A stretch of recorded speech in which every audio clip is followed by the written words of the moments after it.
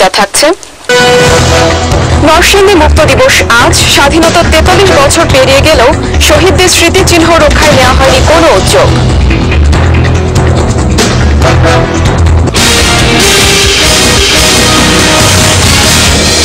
বিজয় জেলা বার্তায় স্বাগত আরো একবার। ১৯৭১ সালের এই দিনে লাল সবুজের পতাকা উত্তোলনের মধ্য দিয়ে মুক্ত হয়েছিল নরসিংদী জেলা, আর সমাপ্তি ঘটে ৯ মাসের শ্বাসরুদ্ধকর সশস্ত্র মুক্তিযুদ্ধের। স্বাধীনতা ৪৩ বছর পেরিয়ে গেলেও শহীদদের কবরের শেষ স্মৃতিচিহ্নটুকু রক্ষায় এ পর্যন্ত কোনো উদ্যোগ নেয়নি কোনো সরকার। নরসিংদী থেকে নজরুল ইসলামের পাঠানো তথ্যচিত্রে নাজিয়া সুলতানার রিপোর্ট। স্থলপথে মুক্তিবাহিনীর প্রবল প্রতিরোধে টিকে থাকতে না পেরে ১৯৭১ সালের ৪ এপ্রিল বিমান থেকে বোমাবর্ষণ শুরু করে পাক বাহিনী। এতে গোটা শহর পরিণত হয় মৃত্যুপুরীতে। এরপরেই নরসিংদীর বিভিন্ন পয়েন্টে ঘাঁটি স্থাপন করে তারা। দালাল আর রাজাকারদের যোগসাজশে হানাদাররা প্রতিদিন চালায় ধর্ষণ, লুটতরাজ সহ গণহত্যা।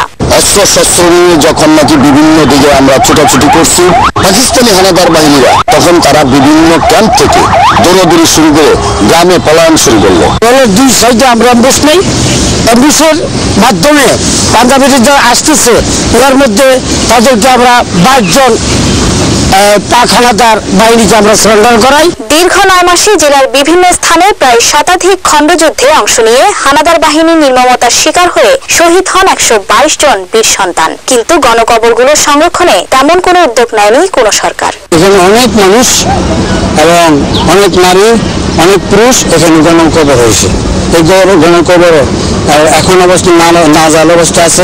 এদিকে গণকবর সংরক্ষণে জেলা প্রশাসনের পক্ষ থেকে সর্বাত্মক সহযোগিতার আশ্বাস দিলেন জেলা প্রশাসক। সারা দেশে বদ্ধভূমি সংরক্ষণগুলোর একটা প্রকল্প, আমরা সেখান থেকে কোনো ইতিবাচক সাড়া পাই তাহলে আমরা মুক্তিযুদ্ধ মন্ত্রণালয়ের প্রকল্পের মাধ্যমে যাবো এটি সংরক্ষণের জন্য।